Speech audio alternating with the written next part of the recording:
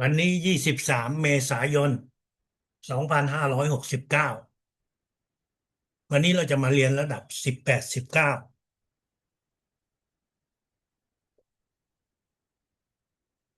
ในชั้นเรียนระดับ19ครั้งแรก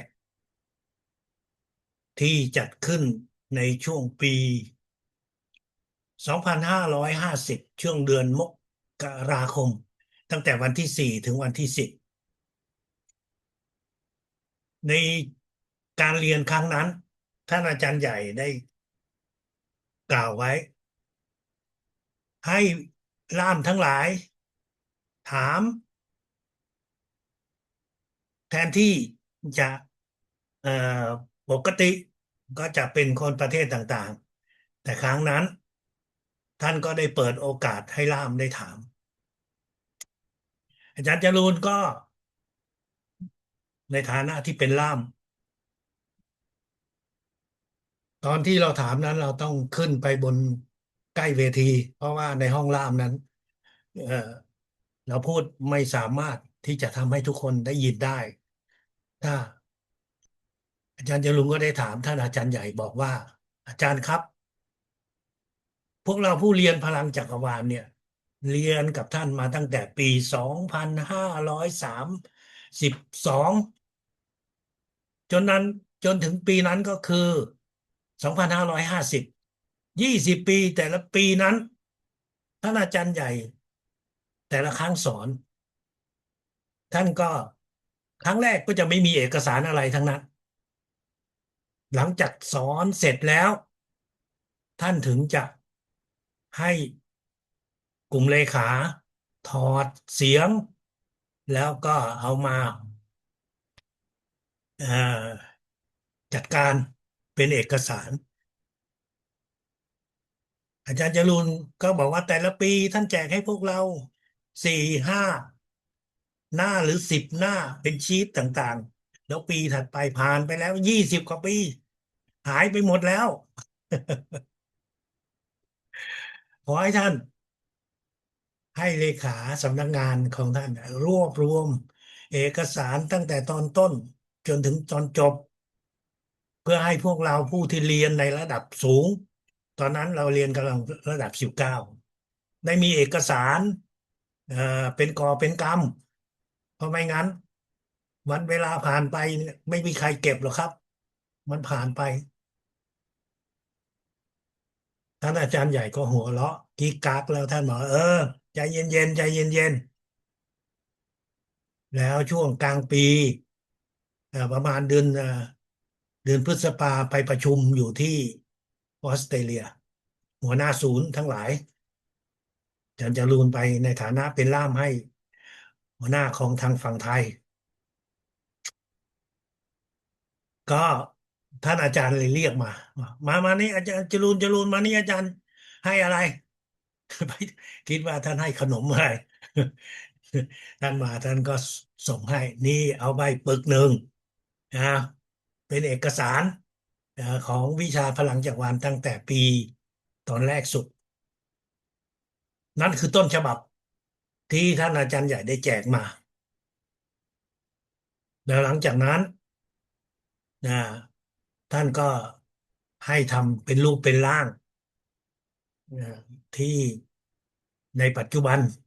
นะอาจารย์จรุงก็ได้รับทางอีเมลก็ได้แปลเป็นภาษาไทยที่พวกเราได้รับในตอนเรียนทุกท่านควรจะมีเอกสารเหล่านี้เก็บไว้ในมืออย่าเก็บไว้เพียงแค่ในโทรศัพท์เท่านั้นให้ปริ้นมันออกมาเพราะบางทีโทรศัพท์ของท่านอาจจะหายเอกสารนั้น ณปัจจุบันท่านอาจจะใช้ได้หรือยังไม่ได้ใช้ก็อย่างน้อยเก็บไว้มันให้เป็นรูปเป็นเล่มเพื่อถึงเวลาที่เราจะต้องใช้ได้จริงท่านก็จะได้มีของใช้นั่นคือสิ่งที่อยากจะให้พวกเราทุกคนได้เข้าใจว่าเอกสารพลังจักรวาลนั้นมันมาเกิดในช่วงที่ท่านอาจารย์ใหญ่เริ่มสอนในชั้นเรียนต่าง มันไม่ใช่เอกสารที่มาจากตั้งแต่นู้นที่ท่านอาจารย์ใหญ่เริ่มเรียนพลังจักรวาลในรูปแบบเรียกว่านั่งทำสมาธิกับพระมหาเถระนารณาหรือสมัยนาซิดานารณาสมัยนั้นไม่มีเอกสารมีแต่คำพูดคำพูดมันก็พวกท่านก็ลองนึกดูตัวท่านเองเนี่ยถ้าท่านไม่มีอะไรท่านพูดได้ทุกอย่างเหมือนกับที่อาจารย์ใหญ่ได้สอนให้กับพวกเราไหม ถ้ามันไม่ได้ฝังอยู่ในจิตในใจของเราเราก็พูดได้พูดได้ในระดับหนึ่งแต่มันไม่เหมือนกับสิ่งที่เรามีเป็นลายลักษณ์อักษรดังนั้นอาจารย์จรุงก็อยากให้พวกเราทุกคนท่านไหนที่มีอยู่แล้วก็เก็บไว้ให้ดีๆท่านไหนไม่มีก็สามารถที่จะร้องขอได้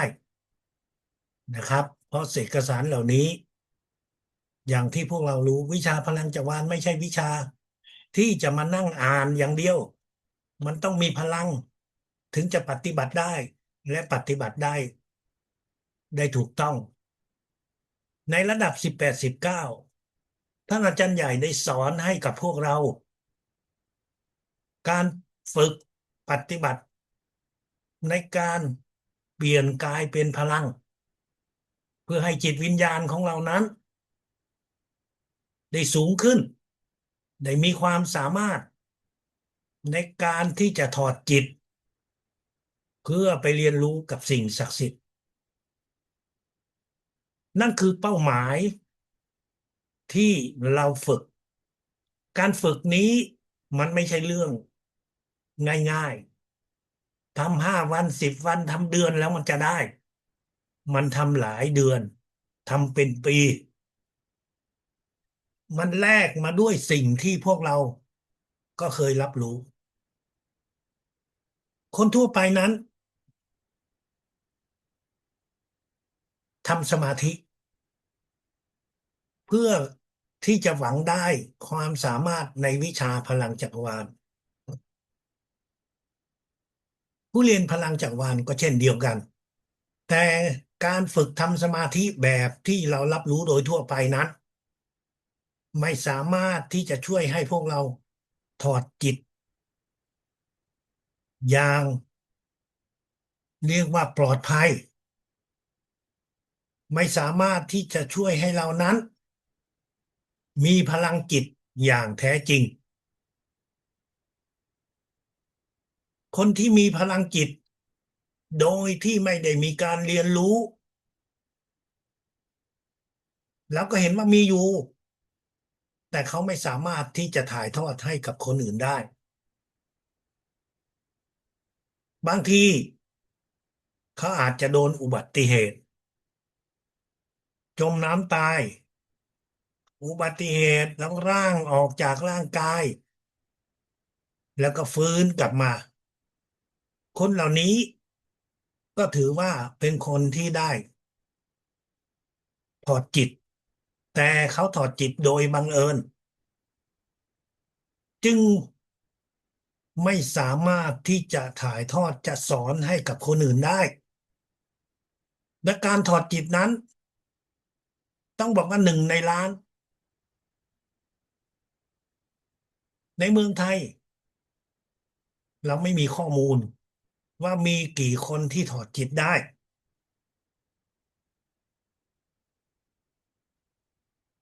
เราไม่รู้หรอกว่ามีกี่คนที่ฟื้นขึ้นมาเพราะเมืองไทยเราไม่มีระบบของการจัดเก็บเหตุการณ์เหล่านี้เรารู้ว่ามีเยอะแต่เท่าไหร่ไม่มีองค์กรไหนที่ทำการตรวจสอบสิ่งเหล่านี้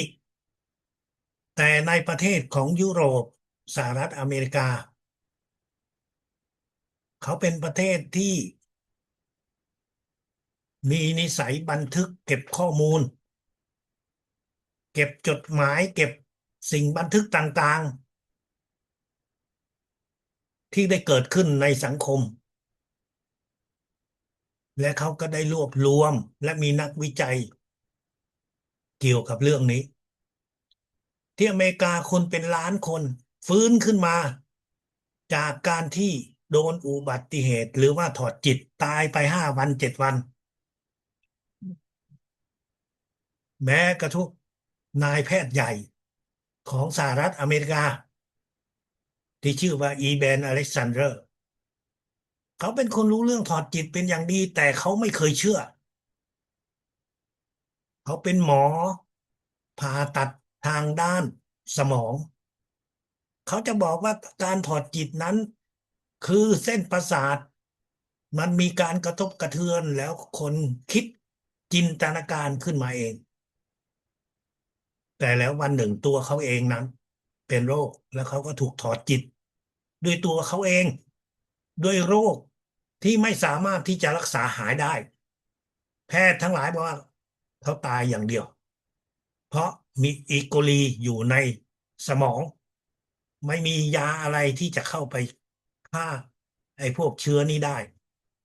หมอสรุปให้เขาตายในวันที่7ที่เขานอนดีที่โรงพยาบาลแต่แล้วอยู่ดีๆเขาก็ฟื้นขึ้นมาแต่เขาก็ไม่สามารถที่จะสอนคนอื่นได้ในรูปแบบของพลังจิตแม้ว่าเขาจะมีความสามารถในด้านพลังจิตพวกเราตอนนี้ในวันนี้เราจะมาฝึกด้วยกัน ขั้นตอนของการ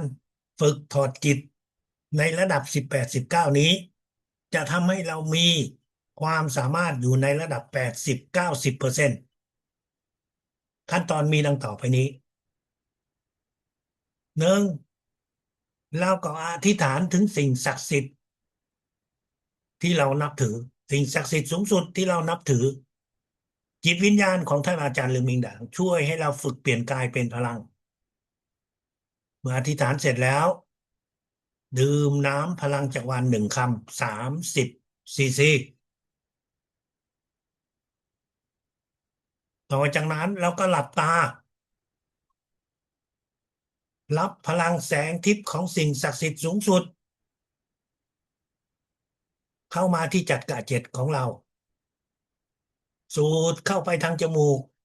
แล้วเป่าออกทางปากเป็น10 ครั้งอย่างช้าๆหลังจากนั้นเราก็เริ่มรับพลังแสงทิพย์ของสิ่งศักดิ์สิทธิ์สูงสุดเข้ามาที่จักระเจ็ดของเรา2 วิแล้วก็คิดส่งพลังแสงทิพย์นี้ไปอวัยวะต่างๆบนร่างกายของเรา ไปอวัยวะต่างๆของคนอื่นที่เรารู้ใครก็ได้ไปสิ่งของวัตถุต่างๆที่อยู่รอบตัวเรารับพลังแสงทิพย์แล้วก็ส่งไปบ้าน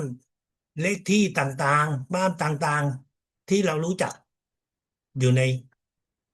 ตำบลของเราอยู่ในหมู่บ้านของเรารับแล้วก็ส่งรับแล้วส่งไปตำบลอำเภอจังหวัดประเทศ ที่เราคิดจำได้รับแล้วส่งรับแล้วส่งไปเรื่อยๆจนกว่าเราจะหมดความรู้สึกช่วงเวลานี้อาจจะเร็วอาจจะช้าบางคนอาจจะ10 นาที15 นาทีท่านก็หมดความรู้สึกแล้วแต่บางคนอาจจะมากกว่านั้นเมื่อท่านหมดความรู้สึกแล้วท่านก็จะเหมือนกับคนนอนหลับเวลาจะผ่านไป1 2 3 ชั่วโมงแล้วแต่คนแล้วท่านก็จะตื่นขึ้นมาดังนั้น ตามขั้นตอนที่เราฝึกท่านจะต้องมีเวลาเผื่อไว้ถ้าท่านฝึกตอนกลางวันตอนเช้าท่านก็ต้องมีเวลาอย่างน้อย1 2 ชั่วโมงเผื่อไว้แต่ถ้าท่านฝึกตอนที่เข้านอนก็จะได้ใช้เวลาของช่วงนอนนั้นเป็นเวลาที่ยาวนานตอนนี้เรามาร่วมกันฝึกเป็นตัวอย่างเพื่อให้เรานั้น จะได้มีตัวอย่างในการฝึกและปฏิบัติทุกคนอาจจะมีน้ำอยู่ข้างๆเป็นน้ำพลังจักรวาลได้ก็ยิ่งดีแต่ถ้ายังไม่มีน้ำพลังจักรวาลท่านก็เอาน้ำที่มีอยู่ข้างๆนั้นเป็นตัวแทนไว้ก่อนถ้าพร้อมแล้วท่านไหนต้องลุกไปเอาน้ำก็ให้เวลา15 วินาที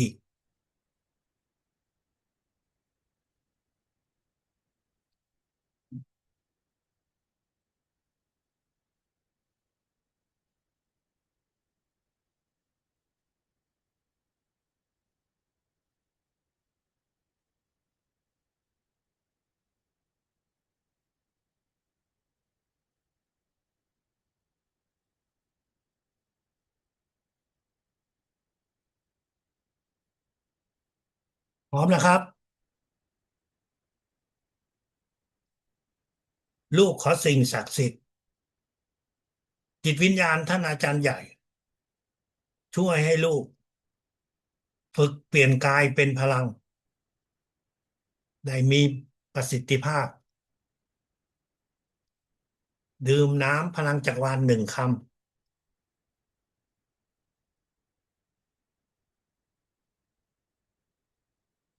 หลับตาคิดในจิตลูกขอรับพลังแสงทิพย์ของสิ่งศักดิ์สิทธิ์สูงสุดเข้าที่จัดกะ7สูดเข้าไปทางที่1แล้วเป่าออกทางปาก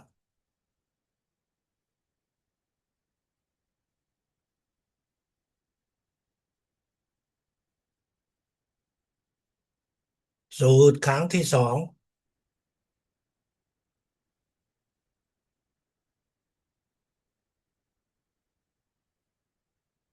สูดครั้งที่3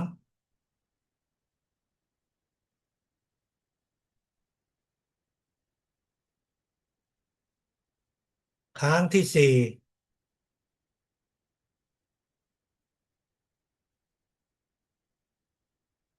ครั้งที่5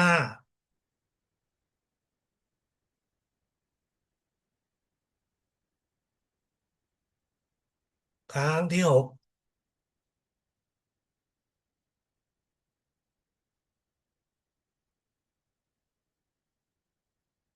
ครั้งที่7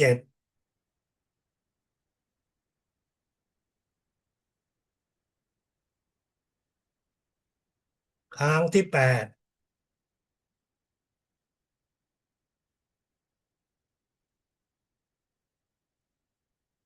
ครั้งที่9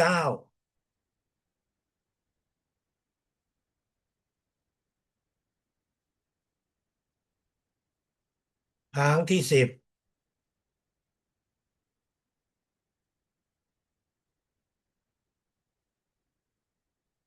คิดในจิตลูกขอรับพลังแสงทิพย์ของสิ่งศักดิ์สิทธิ์สูงสุดเข้ามาที่จัดกะ7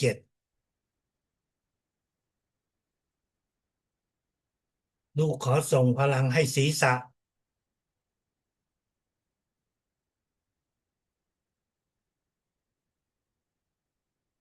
ลูกขอรับพลังแสงทิพย์เข้าที่จัดกะ7ส่งให้หน้าผาก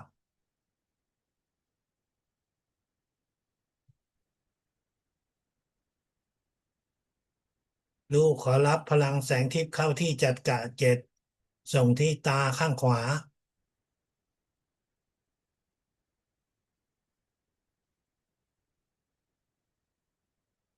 ลูกขอรับพลังแสงทิพย์เข้าที่จัดกะ7ส่งให้ตาข้างซ้าย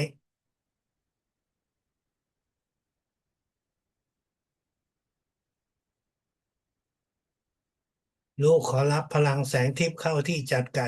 7ส่งให้หูขวา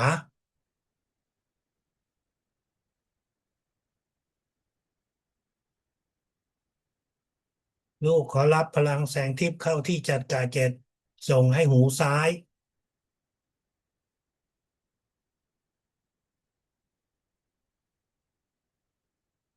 รับพลังแสงทิพย์เข้าที่จัดกะ7 ส่งให้ที่จมูก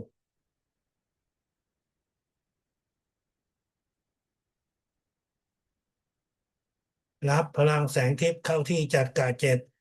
ส่งให้ที่ปาก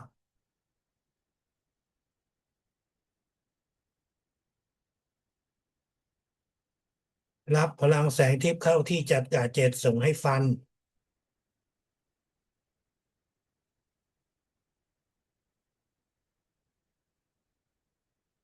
รับพลังแสงทิพย์ให้ที่จักระเจ็ดส่งให้ลิ้น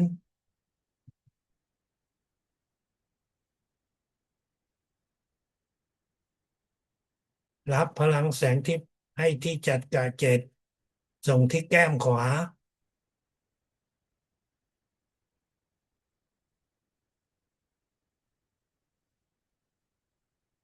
รับพลังแสงทิพย์เข้าที่จักระเจ็ดส่งแก้มซ้าย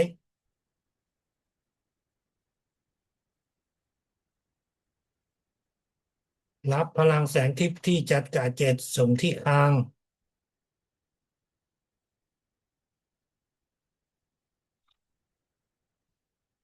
รับพลังแสงทิพย์เข้าที่จักระเจ็ดส่งที่คอ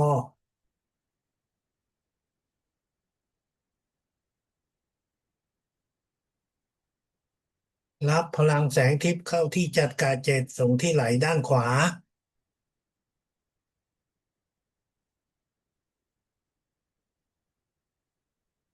รับพลังแสงทิพย์เข้าที่จักระเจ็ดส่งที่ไหล่ด้านซ้าย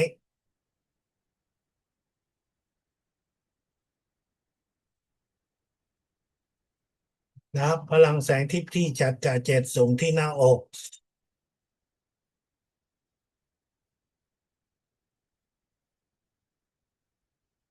รับพลังแสงทิพย์ที่จักระเจ็ดส่งที่หัวใจ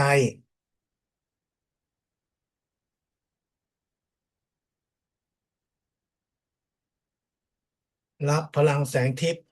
เข้าที่จักระเจ็ดส่งที่นมด้านขวา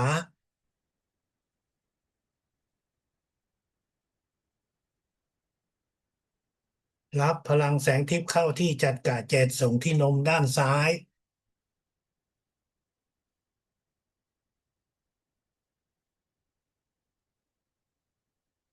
รับพลังแสงทิพย์เข้าที่จักระเจ็ดส่งที่ท้อง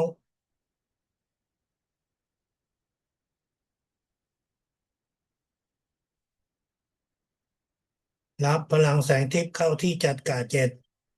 ส่งที่กระเพาะ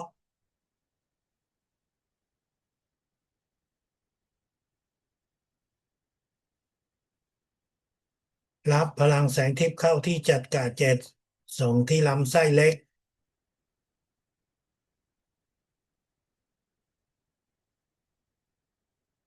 รับพลังแสงทิพย์เข้าที่จักระเจ็ดส่งที่ลำไส้ใหญ่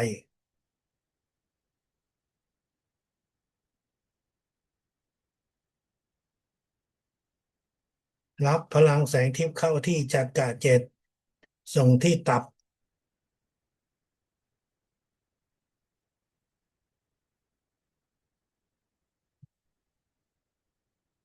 รับพลังแสงทิพย์เข้าที่จักระเจ็ด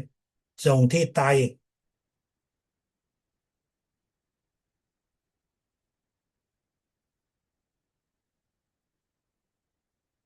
รับพลังแสงทิพย์เข้าที่จักระเจ็ดส่งที่เอว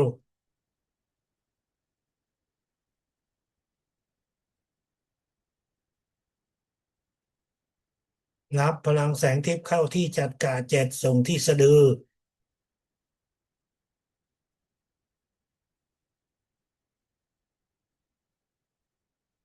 รับพลังแสงทิพย์เข้าที่จักระเจ็ด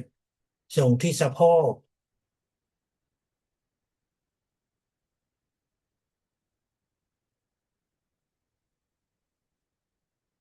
รับพลังแสงทิพย์เข้าที่จักระเจ็ดส่งที่น่องด้านขวา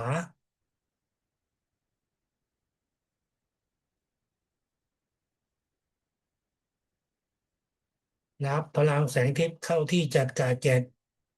ส่งที่น่องด้านซ้าย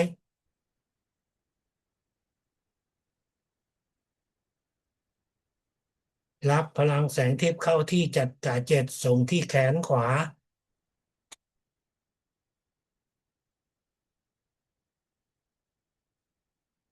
รับพลังแสงทิพย์เข้าที่จักระเจ็ดส่งที่มือขวา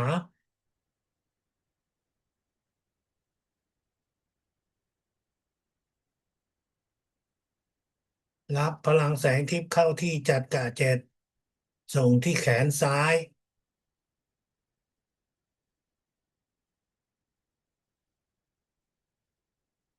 รับพลังแสงทิพย์เข้าที่จักระเจ็ดส่งที่มือขวา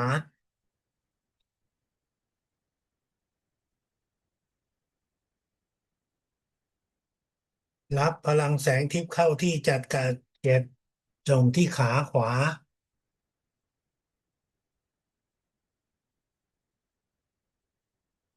รับพลังแสงทิพย์เข้าที่จักระเจ็ดส่งที่ขาซ้าย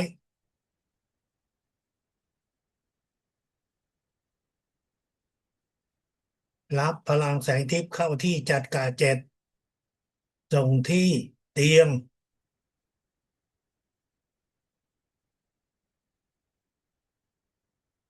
รับพลังแสงทิพย์เข้าที่จักระเสร็จส่งไปที่หมอน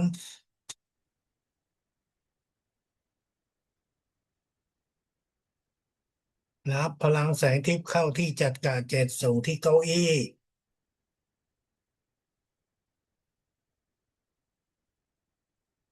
รับพลังแสงทิพย์เข้าที่จักระเจ็ดส่งที่โต๊ะ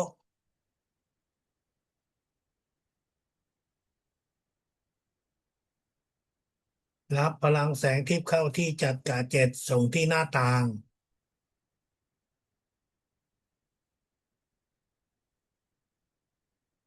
รับพลังแสงทิพย์เข้าที่จักระเจ็ดส่งที่ประตู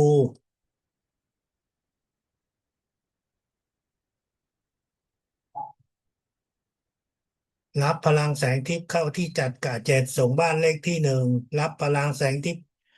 เข้าที่จักระเจ็ดส่งบ้านเลขที่สองไปเรื่อยๆเรื่อยๆท่านรู้ไหมว่าที่เราส่งครบไปถึงเท้าของเรานั้นน่ะก็ใช้เวลา10 นาทีนะครับ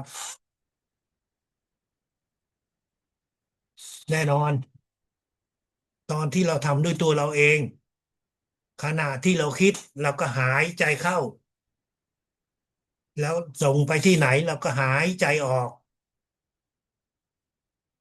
ตอนที่อาจารย์จรูนทำเนี่ยอาจารย์จรูนส่งเสียงก็ไม่สามารถที่หายใจได้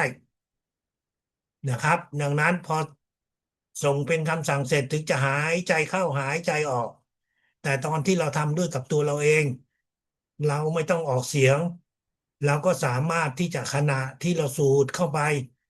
เราก็คิดคำสั่งตามไปแล้วก็ไปที่ไหนตอนที่เราเป่าออกมาเราก็ว่าส่งไปที่นั่นเข้าไปลึกๆแล้วปล่อยยาวๆแล้วก็ออกคำสั่งทำไปเรื่อยๆท่านไม่ต้องรีบร้อนอวัยวะส่วนไหนอยู่ในร่างกายเราก็รู้หมดเราจำได้ท่านก็ค่อยทำไปสิ่งของที่อยู่รอบตัวเราที่อยู่ใกล้ชิดท่านจำได้ท่านก็ทำไป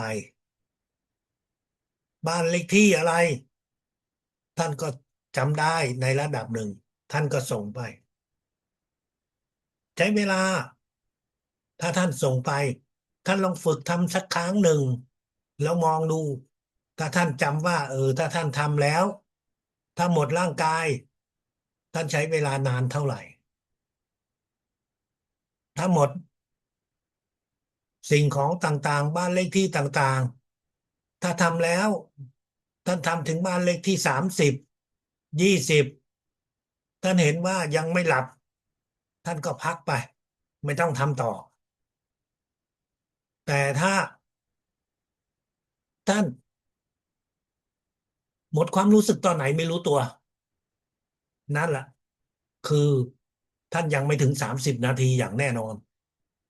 แต่ถ้าท่านรับส่งพลังให้กับตัวเราให้ครบหรือหาอีกคนหนึ่งใครก็ได้ก็ทำเหมือนเดิมแล้วก็ส่งไปแต่ละคนนั้น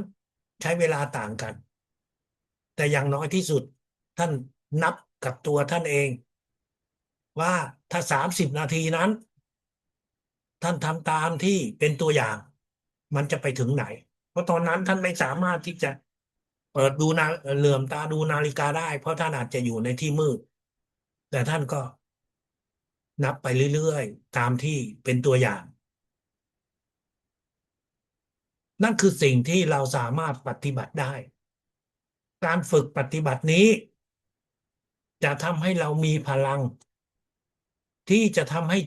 ดวงจิตวิญญาณของเรานั้นสามารถที่จะออกจากร่างของเราได้และนั่นคือช่วงเวลาที่เราเริ่มไปเรียนรู้กับสิ่งศักดิ์สิทธิ์การเรียนรู้ในสิ่งศักดิ์สิทธิ์นั้นมันเป็นการเรียนรู้ทางจิตใจทางจิตวิญญาณมันไม่ใช่เป็นการเรียนรู้เหมือนกับท่านอ่านหนังสือ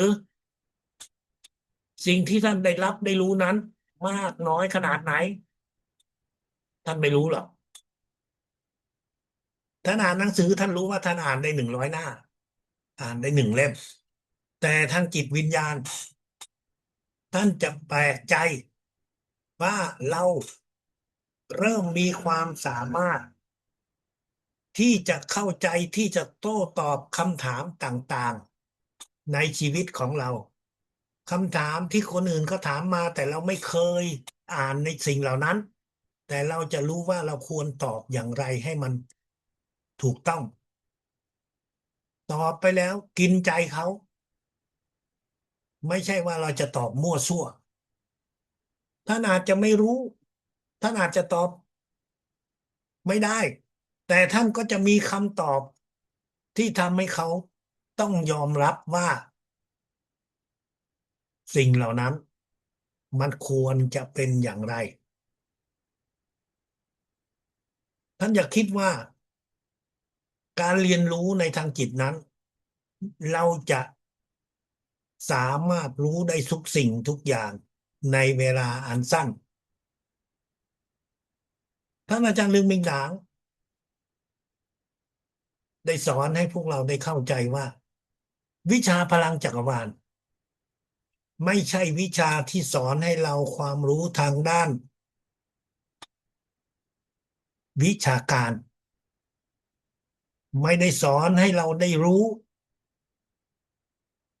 เหมือนกับคำสอนในทางธรรมที่เราได้ฟังพระที่ท่านเทศน์แต่สิ่งเหล่านั้นมันจะเข้าไปในจิตในใจของเราผ่านการเรียนรู้ทางจิต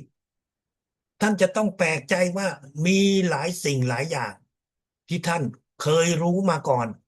แต่ท่านไม่เคยที่จะพูดออกมาได้เพราะพวกเราทุกคนนั้นต่างก็ได้เรียนรู้คำสอนในทางศาสนามาหลายสิบปีแต่บางทีท่านพูดออกมาไม่ได้แต่ด้วยการฝึกเรียนรู้ในทางจิตนี้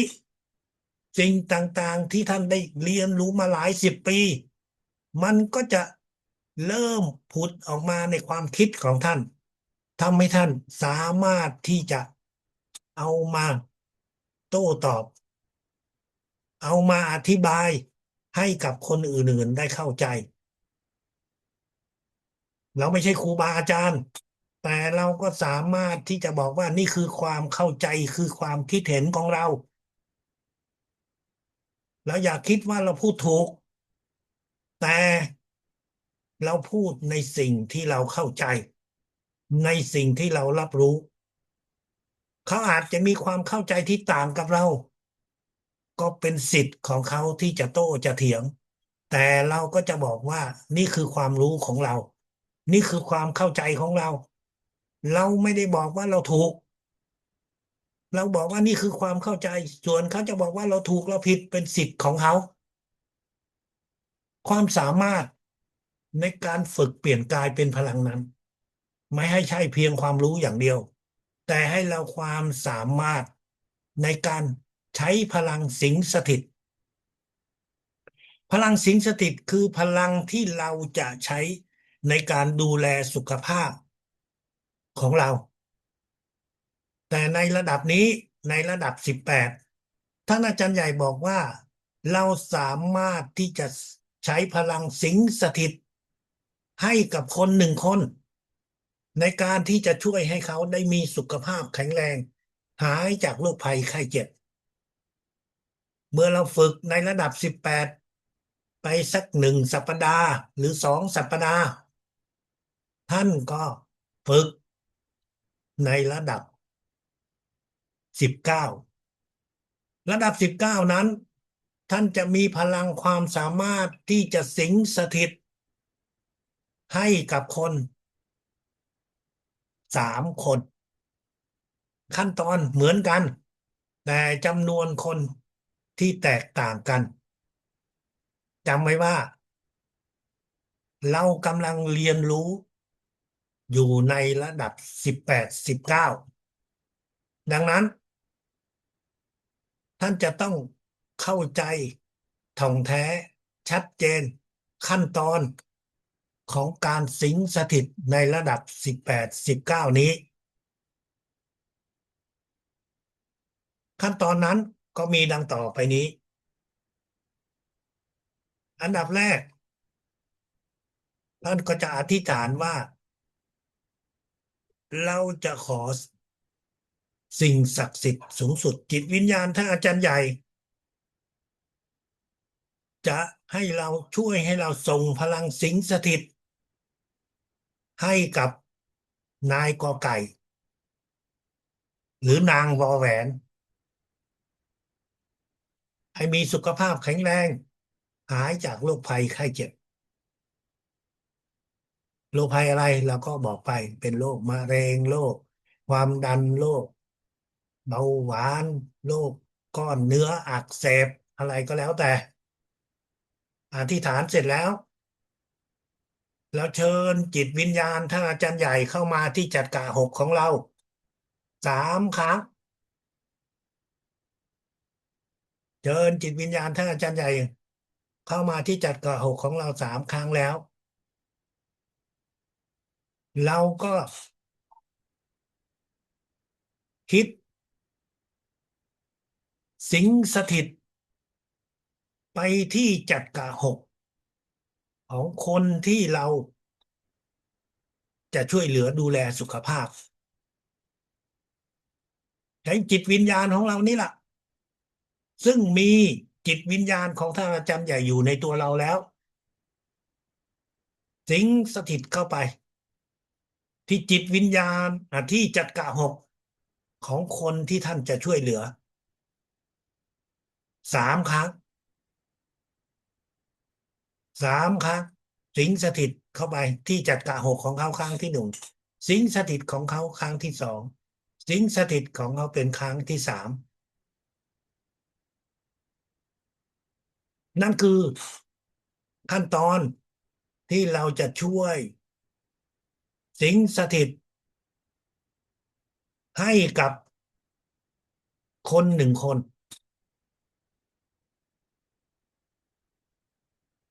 ในระดับ19ท่านก็ทำแบบนี้แต่ทำได้3 คนท่านอธิษฐานส่งพลังให้คนที่1และท่านก็เชิญจิตวิญญาณท่านอาจารย์ใหญ่เข้ามาที่ตัวเรา3 ครั้งแล้วเราก็จะสิงสถิตไปให้คนที่1จบคนที่1แล้วเราก็อธิษฐานว่าเราจะส่งพลังสิงสถิตให้คนที่2แล้วเราก็จะสิงสถิตให้กับคนที่2โดยไม่ต้องเชิญอาจารย์ใหญ่เข้ามาที่จัดกะหกของเราซ้ำอีกเราเชิญครั้งเดียวเท่านั้นเมื่อเราสิงสถิตคนที่2เสร็จเรียบร้อยแล้วก็อธิษฐานจะส่งพลังสิงสถิตให้คนที่3แล้วหลังจากนั้นเราก็สิงสถิตเชิญจิตวิญญาณของท่านอาจารย์ใหญ่ที่อยู่ในตัวเราหรือตัวเราสิงสถิตเข้าไปคนที่3ที่จัดกะหกทำซ้ำ3 ครั้งทำต่อเนื่องไปเลยเพราะเราจะใช้เวลาให้แต่ละคนนั้น ในการสิงสถิตก็ไม่เกิน1 นาทีหรอกท่านไม่ควรที่จะมีความคิดว่าเช้าทำ1 คนตอนบ่ายทำ1 คนแล้วตอนเย็นทำ1 คนทำเลย3 คนครั้งเดียวนั่นคือพลังสิงสถิตที่เราจะช่วยให้กับคนทั้งหลายที่3 คนที่เราเลือกการส่งพลังสิงสถิตนี้ในระดับ18ท่านทำ1 คนในระดับ19ท่านทำได้3 คนจำไว้ว่าเราไม่ทำซ้ำ2 ครั้งถ้าเราสิงสถิตตอนเช้าแล้วช่วงเวลาอื่นเราอย่าทำเพื่อไม่ให้เกิดความสับสน1ท่านจะสิงสถิตเฉพาะช่วงเช้าเท่านั้น2ถ้าท่านมีเวลาไม่มากพอถ้าท่านจะทำเดี๋ยววันนี้ตอนเช้าเดี๋ยวพรุ่งนี้ตอนเย็นท่านก็จะต้องมีบันทึกเขียนเอาไว้ถ้าทำแล้วท่านก็ทำเครื่องหมายว่าอันนี้ทำแล้วทำแล้วทำแล้ววันนี้ทำแล้วไม่งั้นท่านอาจจะสับสนแน่นอนบางท่านบอกว่าไม่สับสนท่านไม่สับสนก็ไม่เป็นไรท่านก็ไม่ต้องจดไม่ต้องเขียนแต่มีหลายท่านก็มีอายุแล้วอายุเมื่อมันมากขึ้นความจำของเรานั้นมันไม่ได้เหมือนกับตอนที่เรามีอายุน้อยสิ่งที่มันเหมือนกันซ้ำๆกันในบางครั้งท่านอาจจะสับสนบางครั้งท่านอาจจะคิดว่าเราทำแล้วหรือบางครั้งท่านก็นึกไม่ออกว่าเอ๊ะเราตอนเช้าเราทำแล้วหรือยังดังนั้นดีที่สุดสำหรับท่านมีอายุท่านควรที่จะจดบันทึกไว้ว่าได้ทำสิ่งเหล่านั้นแล้วหรือยังจดเอาไว้จดยังไงแน่นอนถ้าท่านมีเครื่องโทรศัพท์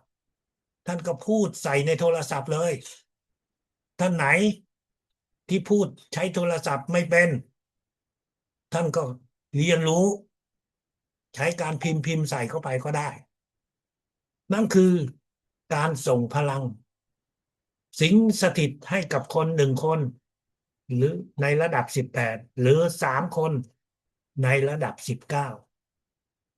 การส่งพลังสิงสถิตนี้โดยทั่วไปเราก็ทำให้กับคนที่เจ็บป่วยที่เรารู้จักแต่ในบางครั้งท่านจำไว้นะครับเราจะไม่สิงสถิตให้กับคนที่เป็นผู้เรียนพลังจักรวาลตั้งแต่ระดับ16ขึ้นไปคนที่เรียนพลังจักรวาลตั้งแต่ระดับ16ขึ้นไปเขามีความสามารถในพลังสิงสถิตของเขาอยู่แล้วแต่เราจะส่งให้เขาได้ก็ต่อเมื่อเขาเจ็บป่วยหนักจนไม่มีเรี่ยวมีแรงเขาเจ็บป่วยหนักถึงขนาดเป็นโคม่าตอนนั้นท่านถึงจะมีสิทธิ์ใช้พลังสิงสถิตในการช่วยเหลือเขาโดยทั่วไปคนที่อยู่ระดับ6ขึ้นไปเราไม่ควรที่จะช่วยรักษาให้เขาเตือนให้เขามีกำลังใจในการที่จะดูแลตัวเองในการที่จะมั่นใจว่าเขามีพลังตัวเราเองก็เช่นเดียวกันถ้าหากว่าเราเจ็บป่วยนิดหน่อยเราก็ต้องมั่นใจรับส่งพลังด้วยตัวเราเองอย่าไปขออย่าไปขอคนอื่นส่งพลังให้กับตัวเราเป็นอันขาดใครจะส่งพลังให้กับเราท่านก็ไม่รับรู้หรอกเพราะถ้าท่านมีพลังมากพอเหมือนกับที่ท่านอาจารย์ใหญ่บอกไว้บางคนส่งพลังให้กับพ่อแม่แล้วไม่ใช่คนเดียว เพราะลูกมีลูกหลายคนก็รุมมาส่งที่พ่อแม่ตัวพ่อแม่เองนั้นบางคนก็ไม่ได้เรียนพลังจักรวาลแต่บางคนก็เรียนแต่ด้วยความรักความเมตตาเขาก็จะส่งเหมือนกับพวกเราทุกคนเรานั่งอยู่ในห้องเรียนนี้ท่านไม่ได้ขอพลังหรอกแต่ท่านเข้ามาร่วมในการเรียนรู้ท่านก็จะได้รับพลังจากสิ่งศักดิ์สิทธิ์ของห้องเรียนท่านอาจารย์ใหญ่เคยพูดไว้ว่าถ้าพลังของเรามากแต่พลังของเราเต็มมันก็จะพลังก็จะไม่เข้าแต่ถ้าพลังเรายังอ่อนแอเราไม่ได้ขอแต่มีผู้ส่งพลังให้เราก็จะได้รับดังนั้นแยกแยะให้ออกการขอรับพลังกับการที่ได้รับพลังที่เราไม่ได้ขอมันมีความแตกต่างกันในการฝึกเปลี่ยนกายเป็นพลังนั้นจำไว้ว่าท่านจะต้องฝึกควรจะฝึกอย่างน้อยวันละ1 ครั้งฝึกช่วงไหนเวลาไหนก็ได้แต่ถ้าด้วยการบังเอิญที่ท่านลืมไปหรือติดธุระไปมีการประชุมมีการเลี้ยงสร้างสรรค์อะไรบางอย่างที่ทำให้ท่านลืมไป1 2 วันก็ไม่เป็นไรแต่ในระยะยาวท่านอย่าลืมมันนั่นคือสิ่งที่เราสามารถที่จะฝึกให้เราได้มีความสามารถในการถอดจิตในบางกรณีที่ท่านเจอกับผู้ป่วยหนักผู้ป่วยเกี่ยวกับโรคหัวใจผู้ป่วยที่ทำให้เป็นสโตรกเราก็สามารถส่งพลังในรูปแบบของการใช้พลังสิงสถิตได้นั่นคือกรณีพิเศษเมื่อรับรู้ว่าคนเหล่านั้นเขาเจ็บป่วยด้วยโรคหัวใจหัวใจเขาเป็นอะไรเราอาจจะไม่รับรู้อย่างชัดเจนแต่เรารู้ว่าอาการมันเกิดขึ้นจากหัวใจเราก็สามารถส่งพลังสิงสถิตตามขั้นตอนที่เราได้รับรู้อธิษฐานถึงสิ่งศักดิ์สิทธิ์สูงสุดแล้วเราก็จะสิงสถิตเข้าไปที่จักระหกของเขา3 ครั้งวันหนึ่งเราก็ทำครั้งเดียวเท่านั้นนั่นคือการส่งพลังในรูปแบบฉุกเฉินของหัวใจที่มีปัญหา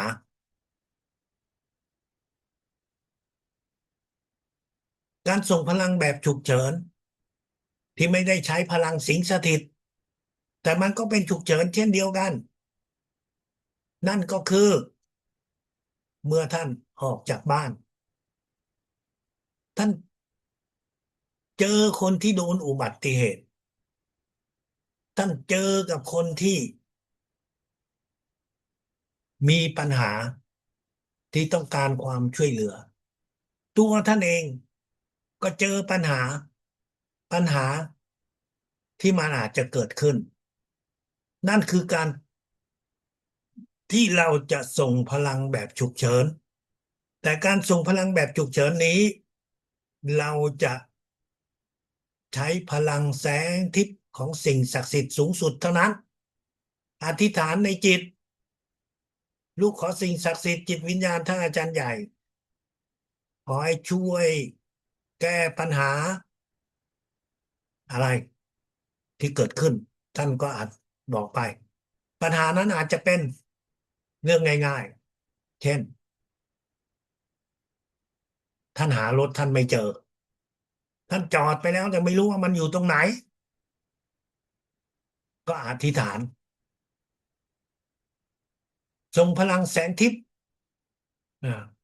เข้าไปในพื้นที่ที่จอดรถ ถ้าท่านเจอกับคนที่โดนอุบัติเหตุในรถพยาบาลในรถปอเต็กตึงท่านก็อธิษฐานแล้วก็ส่งพลังแสงทิพย์ของสิ่งศักดิ์สิทธิ์สูงสุดส่งเข้าไปที่รถคันรถเหล่านั้นเพื่อให้ผู้ที่โดนอุบัติเหตุเหล่านั้นจำไว้นะครับฉุกเฉินอันนี้เราไม่สามารถที่จะใช้พลังสิงสถิตแต่จะเป็นพลังแสงทิพย์เท่านั้นนั่นคือการส่งพลังแบบฉุกเฉินท่านไปสถานที่ราชการไปห้างสรรพสินค้าหาที่จอดรถไม่ได้ท่านไปโรงพยาบาลโรงพยาบาลเขาบอกว่าเขายังไม่มีห้องที่จะให้ท่านได้นอนที่โรงพยาบาลท่านก็อธิษฐานขอให้ท่านได้มีห้องอยู่ที่โรงพยาบาลท่านต้องเข้าใจว่าวิชาพลังจักรวาลนั้นเราสามารถใช้ได้ร่วมกับการแพทย์ท่านยังมีสิทธิ์ในการที่จะรับการรักษาของการแพทย์ในรูปแบบต่างๆที่ท่านมีความจำเป็นไม่ใช่ว่าเราเรียนวิชาพลังจักรวาลแล้วเราจะโอ้อวดเราจะยิงตัวบอกว่าเราไม่ต้องการใช้การดูแลรักษาของหมอเราใช้ร่วมกับสิ่งเหล่านั้นแล้วเมื่อท่านไม่มีห้องท่านก็อธิษฐาน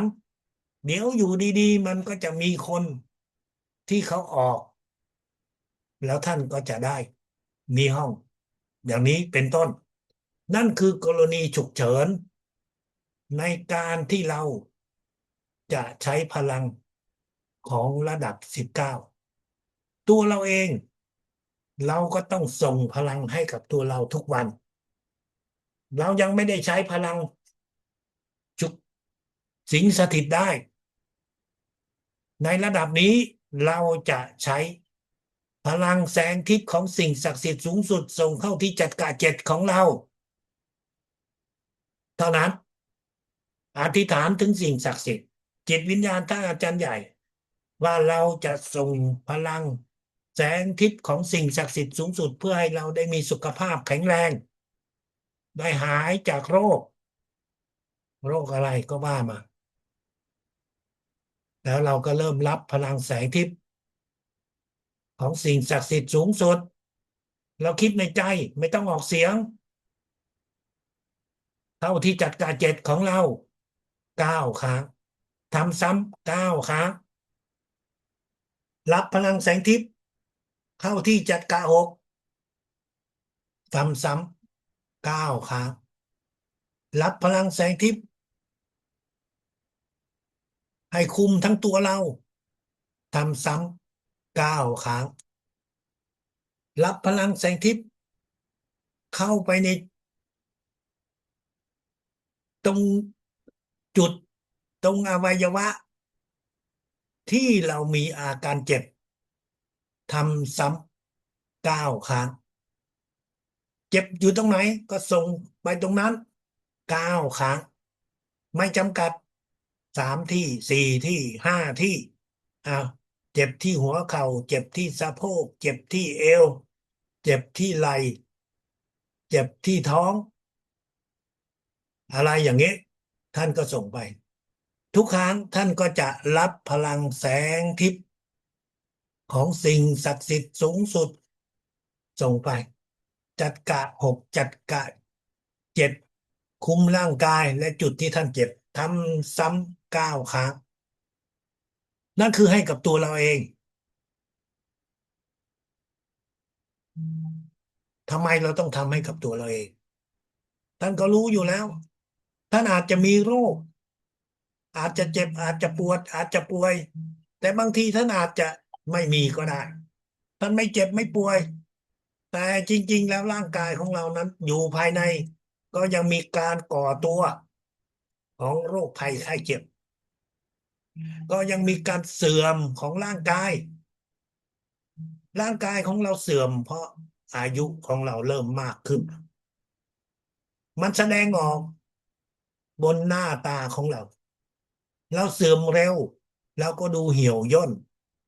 เราก็ดูริ้วรอยเราก็ดูเห็นเส้นเลือดเขาเรียกว่าเส้นเลือดโขดที่มันใหญ่ขึ้นคือเส้นเลือดที่มันเริ่มกลับมาสู่หัวใจยากดังนั้นมันถึงจะบวมขึ้นแล้วมันก็จะโผล่ออกมาที่ผิวหนังนั่นคือความเสื่อมของร่างกายของเราดังนั้นเราจะต้องส่งพลังให้กับตัวเราเองทุกวันนะท่านก็รู้แล้วบางท่านก็เห็นผลชัดเจนแล้วบางท่านก็รับรู้แต่ว่ายังเห็นผลไม่ชัดเจนมีหลายท่านดูแล้วสวยขึ้นสาวขึ้นเป็นหนุ่มขึ้นโดยที่คนข้างๆก็จะแปลกใจนั่นคือสิ่งที่เราจะได้จากการที่เราส่งพลังให้กับตัวเราเองแต่สิ่งนี้มันยังไม่มากพอถ้าหากว่าท่านส่งพลังให้กับคนอื่นอีกเรามีสิทธิ์ส่งพลังให้กับเราคนเดียว1 คน1 ครั้งท่านอาจารย์ใหญ่บอกให้เราว่าอย่าส่งพลังให้กับตัวเราเองหลายครั้งแต่ตอนที่เราส่งพลังให้กับคนอื่นตัวเราเองนั้นก็ต้องรับพลังแต่เรารับพลังแล้วเราส่งผ่านไปให้คนอื่นแต่ท่านอาจารย์ใหญ่เขาบอกว่าถึงแม้ว่าตัวเราส่งพลังให้กับคนอื่นแต่อานิสงส์ของทางจิตวิญญาณมันก็จะทำให้พลังในตัวเราเองนั้นได้เพิ่มมากขึ้นทั้งที่เราไม่ได้ตั้งใจที่จะส่งพลังให้กับตัวเราหลายครั้งแต่เราเอาตัวเราเป็นหุ่นเราเอาจัดกะบนร่างกายของเราเป็นหุ่นเราเอาจัดกะหกของเราเป็นเครื่องมือดังนั้นตอนที่เราส่งพลังให้กับคนอื่นร่างกายของเรานั้นก็จะได้รับผลในส่วนพลังในส่วนบุญนี้เช่นเดียวกันทุกท่านเรามีพ่อเรามีแม่เรามีปู่ย่าตายายเราก็ต้องส่งพลังให้กับคนเหล่านี้เป็นอันดับแรกไม่มีใครหรอกที่จะไม่มีแต่เมื่อท่านไม่มีก็เพราะว่าท่านเหล่านั้นพ่อแม่ของเราปู่ย่าตายายได้จากไปแล้วเราก็ยังมีลูกหลานที่เราจะส่งพลังลูกของเราหลานของเราไม่ว่าจะเป็นลูกสายเลือดหรือเป็นลูกสะใภ้ลูกเขยก็เป็นลูกเป็นหลานของเราเราก็จะส่งพลังให้คนเหล่านั้นทีละคนทีละคนทีละคนอธิษฐานถึงสิ่งศักดิ์สิทธิ์จิตวิญญาณท่านอาจารย์ใหญ่ว่าเราจะส่งพลังให้พวกเขาทีละคนส่งให้ใครเราว่ามาให้เขาได้มีสุขภาพแข็งแรงหายจากโรคภัยไข้เจ็บและท่านก็รับพลังแสงทิพย์ส่งไปส่งไปให้กับลูกทีละคนทีละคนแต่ในบางครั้งถ้าเขาอยู่เป็นกลุ่มด้วยกันอย่างเช่นท่านส่งให้กับคุณพ่อคุณแม่ท่านก็ส่งรวมเป็น2 คนท่านส่งให้กับลูกชายถ้าลูกชายเป็นคนเดียวก็ส่งคนเดียวแต่ลูกชายเขามีลูกสะใภ้เขามีหลานแล้วก็ส่งเป็นกลุ่มเล็กในครอบครัวอ่าส่งพลังอธิษฐานเราจะส่งให้ลูกชายแล้วก็ลูกสะใภ้แล้วก็หลานอืมหลานปู่หลานตาก็ว่าไปชื่อของเขามีอยู่แล้วเราก็รู้ชื่อเราก็คิดถึงหน้าของเขาแล้วเราก็อธิษฐานส่งพลังให้กับ3-4 คนนั้นรับพลังแสงทิพย์ของสิ่งศักดิ์สิทธิ์สูงสุดส่งไปรับเข้ามาที่จัดการเจ็ดของเราแล้วก็ส่งไปที่จัดการเจ็ดของเขาทำซ้ำ9 ครั้งรับพลังนะนั่นคือ สิ่งที่เราจะปฏิบัติส่งไปที่จัดการเจ็ดส่งไปที่จัดการหกส่งไปที่คุมทั้งร่างกายส่งไปที่จุดที่เขาเจ็บถ้าเขามีเขาแจ้งเราแต่ถ้าไม่มีเราก็ไม่รู้ว่าเจ็บตรงไหนก็ว่าไปแต่ในบางครั้งมันก็อาจจะมีเพราะเขาอาจจะไปล้มไปเจ็บอะไรบางอย่างเราส่งการส่งพลังให้กับคนที่เรารักท่านก็ส่งไปเป็นทีละคนทีละกลุ่มเล็กๆส่งให้กับเพื่อนที่เรารู้จักเพื่อนในสนิทหรือเพื่อนร่วมงานที่เราสนิทแล้วก็เลือกมา3 คน5 คนหรือ10 คนท่านมีเวลาให้แต่ละคนนั้นก็อยู่ที่เท่าไหร่โดยแต่ละคนนั้นก็อยู่ที่ประมาณ1 นาที10 คนก็10 นาทีครึ่งชั่วโมงก็20 กว่าคนท่านอยากคิดว่าเป็นตัวเลขที่กลมๆได้เพราะบางทีจิตของเรามันก็อาจจะฟุ้งซ่านก็ไม่เป็นไรท่านก็ค่อยส่งไปทุกคนเหล่านี้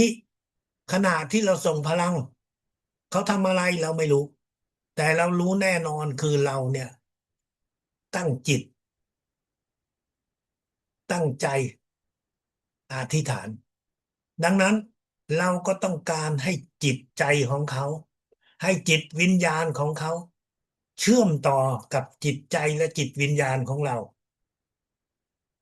ในทางจิตใจท่านควรที่จะส่งข้อความไปหาเขาเขียนข้อความสั้นๆส่งให้กับคุณพ่อหรือคุณแม่ถ้าท่านไม่ได้อยู่ร่วมกันนะหรือถ้าอยู่ร่วมกันท่านก็พูดเป็น1 คำไปเลยนะแต่ถ้าอยู่ต่างบ้านต่างกันเราก็ส่งข้อความในทางไลน์ให้กับกลุ่มคนที่เราส่งพลังเพื่อให้เขารู้ว่าเราส่งความรักความเมตตาให้เขาในทางจิตใจแต่ในทางจิตวิญญาณนั้นเขาจะรับรู้เองด้วยตัวเขาเราไม่ต้องพูดเราไม่ต้องบอกเพราะคนเหล่านั้นเขาอาจจะยังไม่ได้เข้าใจในวิชาพลังจักรวาลว่าเป็นวิชาของไม่ใช่เพียงวิชาของจิตใจแต่มันเป็นวิชาของจิตวิญญาณดังนั้นเมื่อจิตใจรับรู้จิตวิญญาณของเขาก็จะเชื่อมต่อกับจิตวิญญาณของเรานั่นคือสิ่งที่ท่านสามารถที่จะทำได้และโดยเฉพาะอย่างยิ่งท่านไหนที่มีญาติพี่น้องที่มีคนอยู่ในบ้านที่เข้ากันไม่ได้ชอบถกเถียงกันท่านควรที่จะส่งพลังให้กับคนเหล่านั้นส่งพลังให้เขาให้เขาได้มีสุขภาพแข็งแรงเหมือนกับคนอื่นๆแล้วท่านจะแปลกใจที่ว่าคนเหล่านั้นเขาจะเปลี่ยนนิสัยเขาจะอ่อนโยนเขาจะไม่มีคำพูดที่รุนแรงทำให้เกิดความเสียใจในชีวิตประจำวันสิ่งเหล่านี้มันจะเกิดขึ้นในแต่ละบ้านในแต่ละครอบครัวไม่เหมือนกันอยู่ในระดับที่แตกต่างกันแต่นั่นคือวิธีการหนึ่งที่จะช่วยให้เราได้มีความสุขทางจิตใจนอกจากการส่งพลังให้ทีละคนทีละคนท่านต้องส่งพลังให้กับเพื่อนที่เหลือให้กับญาติพี่น้องที่เหลือที่เขาอยู่ห่างไกลที่เราไม่สามารถที่จะส่งทีละคนได้ท่านก็ทำเป็นกลุ่ม 1กลุ่ม 2กลุ่ม 3แล้วเราก็จะส่งพลังให้กับคนเหล่านั้นท่านเขียนชื่อออกมาทีละคนทีละคนเป็นกลุ่มที่ 1มีกี่คนใครก็ได้ท่านเขียนเข้าไปเขียนไป แล้วเราก็จะอธิษฐานส่งพลังให้กับกลุ่มบุคคลเหล่านั้นชื่อของเขาอยู่ในจิตในใจชื่อของเขาอยู่ในกลุ่มไลน์แต่จิตใจของเรานั้นมันก็จะอยู่ด้วยเราก็จะรับอธิษฐานแล้วก็รับพลังแสงทิพย์ของสิ่งศักดิ์สิทธิ์สูงสุดส่งไปมาส่งไปที่จักระเจ็ดของเขาทำซ้ำ9 ครั้งท่านอาจจะส่งในรูปแบบว่ามีมนุษย์จินตนาการที่อยู่ข้างหน้าเราจินตนาการว่ามีคนที่อยู่ข้างหน้าแล้วเราก็เอาคนเนี้ยส่งตามจัดการไปแต่ถ้าท่านจินตนาการไม่ได้ท่านก็เอาตัวของเราเองเนี่ยแหละเป็นจุดที่เราอาศัยในการที่เราจะรับและส่งพลังไปที่จักระ7 6แล้วก็คุมทั้งร่างกายให้กับคนที่ในกลุ่มหนึ่งเสร็จแล้วก็ไปกลุ่ม 2และกลุ่ม 3นั่นคือการส่งพลังเป็นหมู่การส่งพลังเป็นหมู่นี้มันมีคนอาจจะ20 คน30 คนหรือมากกว่านั้นท่านไม่ต้องกังวลใจว่าพวกเขาจะได้รับพลังมากน้อยเท่าไหร่เพราะพลังนั้นจะได้รับการจัดด้วยสิ่งศักดิ์สิทธิ์ให้ไปถึงคนเหล่านั้นท่านอาจเพราะว่าในกลุ่มเนี้ยท่านไม่ได้มี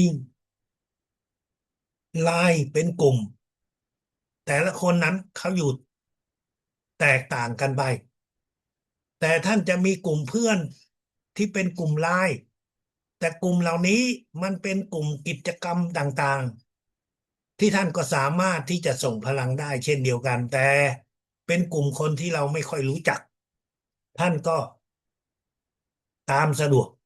ถ้าส่งได้ทุกวันแล้วก็ส่งถ้าส่งไม่ได้แล้วก็2 3 วัน4 5 วันแล้วก็ส่งครั้งหนึ่งเพื่อให้เขาได้รับรู้ถึงจิตใจที่มีความรักไม่มีเงื่อนไขถึงจิตใจที่อยากจะทำบุญแล้วก็ส่งคำอธิษฐานไปส่วนขั้นตอนส่งพลังเราไม่ต้องส่งนั่นคือการส่งพลังในกลุ่มต่างๆที่เราสามารถที่จะส่งได้ท่านไม่ต้องกังวลใจว่าเราส่งไปแล้วพลังจะไปถึงหรือไม่ท่านต้องยอมและท่านควรที่จะเข้าใจว่าพลังนี้เป็นของสิ่งศักดิ์สิทธิ์เราเป็นเครื่องมือเราส่งไปด้วยจิตของความเมตตาด้วยจิตของปิดทองหลังพระนั่นคือวิธีการที่เราจะส่งพลังในบ้านของเราแน่นอนในบางครั้งท่านอาจจะเกิดความรู้สึกฟุ้งซ่านความโกรธ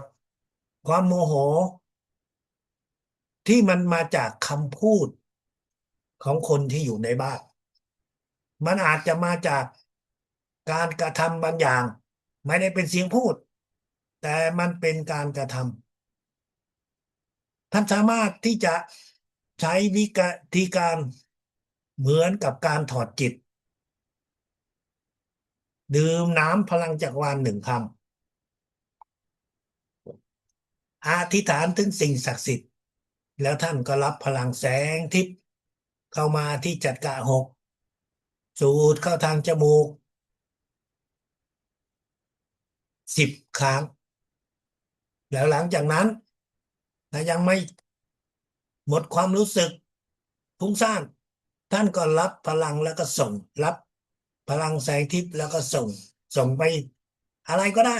ส่งไปสถานที่ต่างๆส่งไปเอาไว้ต่างๆท่านไม่ต้องหลับตาเพราะตอนนี้เราต้องการกำจัดจิตที่โมโหจิตที่ฟุ้งซ่านจิตที่ไม่พอใจกับสิ่งที่เพิ่งเกิดขึ้นกับเรา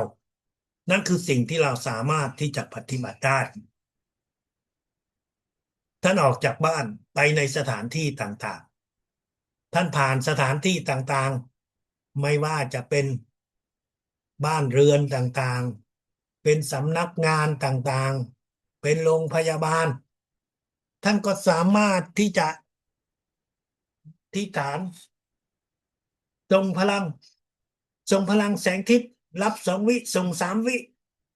เข้าไปในสถานที่ต่างๆเหล่านั้นทำซ้ำ3 ครั้งก็พอเพราะท่านทำซ้ำ3 ครั้งท่านก็ผ่านไปแล้วแต่ถ้าท่านคิดจะเข้าไปในสถานที่นั้นเราก็ส่งซ้ำ9 ครั้งรับพลังแสงทิพย์เข้าที่จักร7ส่งไป3 วิครั้งที่ 1อ่ารับพลังแสงทิพย์เข้าที่จักร7ส่งให้โรงพยาบาลครั้งที่ 1รับพลังแสงทิพย์เข้าที่จักร7โรงพยาบาลครั้งที่ 2รับพลังแสงทิพย์ที่จักร7ส่งโรงพยาบาลครั้งที่ 3ท่านทำซ้ำถ้าท่านจะเข้าไปในสถานที่เหล่านั้นนั่นคือการส่งพลังไปสถานที่ต่างๆตัวบ้านของเราเองเราก็ต้องส่งทำไมเราต้องส่งครับเพราะว่าท่านออกไปข้างนอกท่านกลับมาที่บ้านในบางครั้งมันมีวิญญาณของวิญญาณที่เร่ร่อนอาจจะตามเรามาโดยเราไม่รู้ตัวเขาต้องการส่วนบุญต้องการพลังเพื่อไปสู่กับสิ่งศักดิ์สิทธิ์ดังนั้นท่านก็ควรที่จะส่งพลังให้กับบ้านตัวเองนั่นคือสิ่งที่เราสามารถที่จะทำได้ถ้าเป็นบ้านของบรรพบุรุษท่านก็ไม่รู้หรอกว่าบรรพบุรุษของเราในบางครั้งบางทีก็ได้เชิญสิ่งของที่มีการฝังที่มีการปลูกเสกต่างๆเอาเข้ามาในบ้านเราเป็นลูกเป็นหลานเราอยู่ในบ้านนั้นอยู่ตั้งแต่เด็กๆโตขึ้นมาเราไม่รู้ท่านผู้ใหญ่ท่านก็ไปแล้วจากไปแล้วแต่วิญญาณพลังแฝงที่มาจากสิ่งของที่ปลูกเสกเหล่านั้นมันก็ยังอาจจะอยู่ในบ้านของเราดังนั้นท่านก็ควรที่จะส่งพลังเช่นเดียวกันการส่งพลังในพื้นที่ที่มีภัยพิบัติในพื้นที่ที่มีภัยสงครามท่านก็มีสิทธิ์มีความสามารถที่จะส่งได้ถ้าท่านรู้ว่าที่ไหนมีภัยพิบัติมีสงครามท่านก็อธิษฐานส่งพลังแสงทิพย์ของสิ่งศักดิ์สิทธิ์สูงสุดให้กับคนที่อยู่ในพื้นที่เหล่านั้นส่งซ้ำ9 ครั้งรับพลังแสงทิพย์ส่งซ้ำ9 ครั้งนั่นคือสิ่งที่เราสามารถที่จะทำได้ในการที่เราจะส่งพลังช่วยเหลือให้กับบุคคลที่อยู่ในพื้นที่ที่มีภัยพิบัติมีพลังแสงทิพย์เหล่านั้นในวิชาพลังจักรวาลถ้าอาจารย์ใหญ่ได้บอกให้เราว่าคุณควรที่จะมีน้ำกระเทียมพลังจักรวาลน้ำกระเทียมพลังจักรวาลนั้นทำไม่ยากท่านทำเก็บเอาไว้มันเก็บเอาไว้เป็นเดือนเพียงน้ำ1/2 ลิตรกระเทียม350 กรัมสุรา6 40 ดีกรีขึ้นไปจะเป็นสุราในประเทศหรือสุราต่างประเทศก็ได้น้ำตาล10 กรัมเกลือ10 กรัมท่านก็เอาทุกสิ่งเหล่านั้นใส่เข้าไปในโถแก้วปิดฝาเพื่อให้แมลงมันไม่ตกไปไว้ข้างนอก3 วันแล้วหลังจากนั้นท่านก็เอาเก็บเข้าไปในตู้เย็นเอากระเทียมออกกระเทียมนั้นมันก็จะกลายเหมือนกับกระเทียมดองท่านจะรับประทานก็ได้น้ำกระเทียมพลังจักรวาลนั้นจะช่วยให้เราดูแลสุขภาพของเราโดยเฉพาะอย่างยิ่งกับช่วงที่มีพวกไวรัส เหมือนกับโควิด 19ท่านอาจารย์ใหญ่ได้เคยพูดสิ่งเหล่านี้ไว้เมื่อ20ปีก่อนตอนที่สอนถึงการทำน้ำกระเทียมพลังจักรวาลว่าในอนาคตจะมีโรคภัยไข้เจ็บที่ยังไม่เคยเกิดขึ้นในโลกมนุษย์เราซึ่งตอนนั้นเราก็ยังไม่มียาที่จะดูแลรักษาได้น้ำกระเทียมพลังจักรวาลนี้จะเป็นส่วนที่ช่วยเหลือและในช่วงโควิด 19หรือว่าช่วงโรคซาร์หลายท่านตอนนั้นยังไม่เรียนรู้วิชาพลังจักรวาลแต่ผู้ที่เรียนวิชาพลังจักรวาลเขาได้ทำน้ำกระเทียมพลังจักรวาลและได้ใช้อย่างมีผลผู้ที่มีน้ำกระเทียมพลังจักรวาลที่ใช้ในบ้านไม่เคยได้รับข่าวว่าติดโควิด 19ไม่เคยได้ยินได้ฟังว่าคนเหล่านั้นเสียชีวิตนั่นมันบ่งบอกถึงว่าคุณภาพของน้ำกระเทียมพลังจักรวาลสามารถสู้กับพวกโรคภัยไข้เจ็บที่เราไม่รู้ตัวนั่นคือสิ่งที่ท่านสามารถที่จะทำได้เมื่อท่านทำไปแล้วตอนไหนที่เริ่มมีอาการท่านก็กินมันสัก10 ซีซีในช่วงเช้าถ้าอาการหนักขึ้นก็วันละ3 ครั้งนั่นคือสิ่งที่เราสามารถที่จะใช้ได้วิชาพลังจักรวาลเป็นวิชาที่อย่างที่พวกเราได้รับรู้ว่าเราสามารถที่จะใช้ร่วมกับวิชาอื่นๆได้วิชาอื่นๆอยู่ในที่นี้หมายถึงการที่ท่านเข้าโรงพยาบาลรับการรักษาท่านก็สามารถส่งพลังจักรวาลร่วมรักษาได้ท่านจะรับประทานยาของหมอท่านก็สามารถส่งพลังให้กับยาได้ท่านจะไปกดจุดไปนวดจุดไปทำฟันไปผ่าตัดท่านก็สามารถส่งพลังได้เช่นเดียวกันท่านอาจารย์เคยพูดไว้ว่าสำหรับคนที่ต้องการมีลูกโดยที่ไม่มีเพศสัมพันธ์ฟังดูแล้วมันก็เป็นสิ่งที่เหลือเชื่อ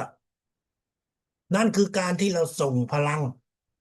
เข้าไปในอวัยวะเพศในช่องไข่ก็จะทำให้ท่านส่งพลังเข้าไปท่านก็สามารถที่จะทำให้เกิดเด็กอยู่ในท้องแน่นอนท่านควรที่จะบอกให้คนในครอบครัวรู้ว่าเหตุการณ์นั้นที่เรามีนั้นมันมาจากอะไรเราได้ฝึกฝนอะไรแต่แน่นอนสิ่งที่ท่านทำท่านต้องเปิดเผย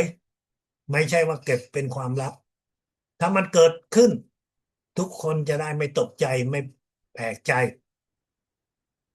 ตั้งแต่ที่ท่านอาจารย์ใหญ่สอนว่าให้ส่งพลังแสงทิพย์ของสิ่งศักดิ์สิทธิ์สูงสุดเข้าไปในที่ช่องไข่ของสตรีจนถึงตอนนี้เราก็ต้องยอมรับความเป็นจริงว่ายังไม่เห็นมีผู้เรียนพลังจักรวาลไหนประกาศออกมาว่าได้มีลูกที่มาจากวิชาพลังจักรวาลแต่ท่านก็ต้องเข้าใจว่าวิชาพลังจักรวาลทำได้ในสิ่งที่เหลือเชื่อและสิ่งนี้เมื่อ2,000 กว่าปีก่อนองค์ศาสดาของศาสนาก็ได้เกิดขึ้นมาโดยที่ไม่มีคุณพ่อเขาก็ยังพูดกันท่านจะเชื่อหรือไม่เชื่อแต่นั่นคือสิ่งที่มันผ่านมาแล้ว2,000 กว่าปีสำหรับท่านผู้หญิงท่านหมดประจำเดือนไปแล้วแต่เมื่อสุขภาพของท่านดีขึ้นร่างกายของท่านแข็งแรงขึ้น สุขภาพทางเพศของท่านมันก็จะดีขึ้นนั่นมันหมายถึงว่าท่านอาจจะมีประจำเดือนกลับมาเมื่อประจำเดือนกลับมามีผู้เรียนที่ได้ตั้งคำถามกับท่านอาจารย์ใหญ่เขาเป็นอะไรเขาหมดประจำเดือนไปหลายปีแล้วทำไมเขาต้องมามีอีกเขาตกใจว่าทำไม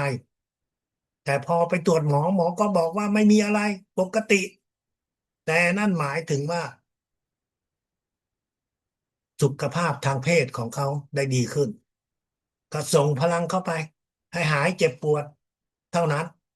นั่นคือสิ่งที่เราสามารถทำได้ออกจากบ้านจงพลังให้กับยานพาหนะให้กับเส้นทางที่เราจะเดินทางท่านไม่รู้หรอกบนเส้นทางที่ท่านเดินไปนั้นมีบางจิตดวงจิตวิญญาณนั้นกำลังรอท่านอยู่เพราะเขาคิดว่า คนที่ผ่านไปตรงนั้นเมื่อถึงวันเวลาเขาจะทำให้มีคนมาแทนที่เขาดังนั้นเมื่อท่านส่งพลังเข้าไปอุบัติเหตุจะได้ไม่เกิดขึ้นการเดินทางจะได้ปลอดภัยการเดินทางจะได้โล่งท่านจะแปลกใจว่าทำไมขณะที่ท่านขับไปรถอยู่ข้างหน้าอยู่ดีๆมันเบี่ยงซ้ายเบี่ยงขวาทำให้ท่านเกิดมีช่องว่างและขับได้เร็วขึ้น นั่นคือสิ่งที่เราสามารถประยุกต์ใช้เพื่อการเดินทางได้ปลอดภัยเพื่อการเดินทางได้รวดเร็วท่านสามารถที่จะทำได้ท่านสามารถที่จะส่งพลังให้คนที่ติดยาเสพติดติดบุหรี่ติดเหล้าส่งพลังเข้าไปให้กับพวกเขาสำหรับผู้ติดยาเสพติดอย่าอย่าไปบอกกับเขาอย่าไปแจ้งกับเขาทำเงียบๆเพราะไม่งั้นท่านจะโดนลูกหลงเพราะพวกคนที่สูญเสียผลประโยชน์จากการขายยาเสพติดก็จะหาเรื่องกับเราคนที่ติดเหล้าติดบุหรี่ท่านก็ส่งไปในแก้วส่งไปในบุหรี่ที่เขากำลังใช้เดี๋ยวเขาจะรู้สึกว่าสิ่งของเหล่านี้มันทำให้เขาเกิดอาการที่รู้สึกว่ามันไม่ได้อร่อยมันเหมือนกับดื่มน้ำเปล่า